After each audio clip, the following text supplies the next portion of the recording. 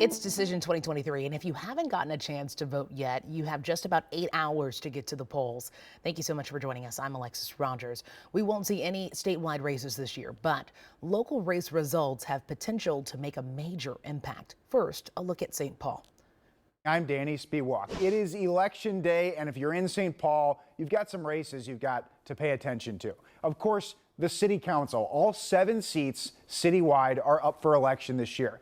And 4 of the 7 seats are open. That's because the incumbents who held those seats are not running for re-election. So this could play a huge role in reshaping the future of the council and could have implications for a lot of issues across the city, including rent control, which has been such a hot button issue in St. Paul the last year or so. There are also school board races on the ballot this year. And last but not least, there is the sales tax proposal. Voters are going to decide today if they should raise the city's sales tax by 1% to pay for parks and roads improvements. Minneapolis voters also have big decisions on the ballot. All 13 city council seats are on today's ballot. Even a few of those spots could change the shape of the city and determine the relationship between the council and Mayor Jacob Frey. People in Minnetonka are also asked to weigh in on what future ballots will look like. A question about if the city should keep ranked choice voting is on the table. It's only been used once, back in 2021, giving voters the option to vote for multiple candidates. Today, a yes vote on the question would get rid of that system. Voting no would keep it as is. For the first time today, more than 50,000 Minnesotans with felonies are eligible to vote. This is our first election since the Restore the Vote law took effect earlier this year.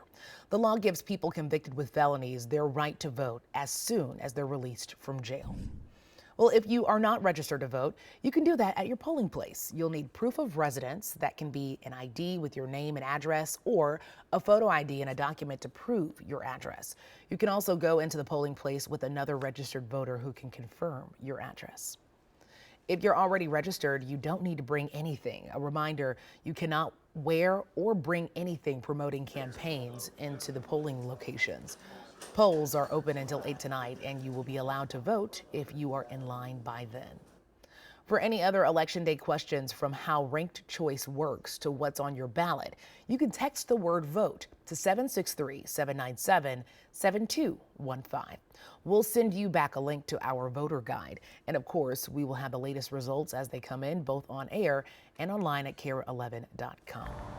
Well, Ben, we might be seeing some rain on our way out to vote, but that doesn't sound like we'll get drenched. No, we're not looking at a whole lot of rain opportunities for today. Some years, the weather kind of plays a role in how many people might go out to vote, but not the case this year.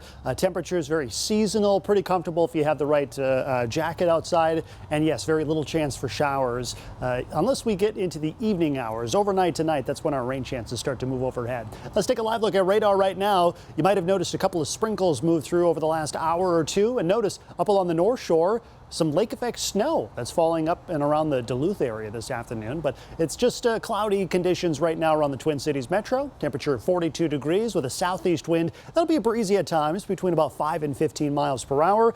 Otherwise, it's going to be a pretty quiet day. Temperatures a little cooler than what we saw yesterday, but much less wind. We'll time out those overnight rain chances and let you know more about a significant warm-up in our forecast that's coming up. Alexis. Ben, thank you so much. Hey, right now we're working to learn more about a shooting in northeast Minneapolis overnight. Just hours ago, we got confirmation of the incident near 3rd Avenue and University.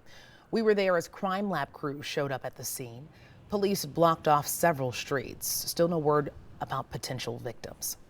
Well, charges could come as early as today for a teen suspected of shooting and killing 2 16-year-old boys in Brooklyn Park on Halloween. The shooting happened last Tuesday on Zane Avenue. One of the boys died at the scene. The other boy died at the hospital days later. Investigators say a third 16-year-old pulled the trigger and that all 3 boys knew each other. This picture just into our newsroom a few hours ago shows a gun found at an MSP checkpoint. The TSA says an airline employee had the gun in their bag when they were screened yesterday. The gun was loaded and police were immediately called. Last year, the TSA stopped 58 guns at checkpoints. A Twin Cities event promoter who also started a nonprofit to help teenagers has died after a car crash over the weekend. Jennifer Hoff shows us how much Andre Debonair McNeil meant to this community. Sometimes a picture can capture pride. We're looking at two brothers who thought they were sharper than anybody in the room. For James C. Burrows, it's also painful to look back on better times. I love them. So much of it spent with his friend Andre McNeil, who died Sunday in a car crash on I-94 in North Minneapolis.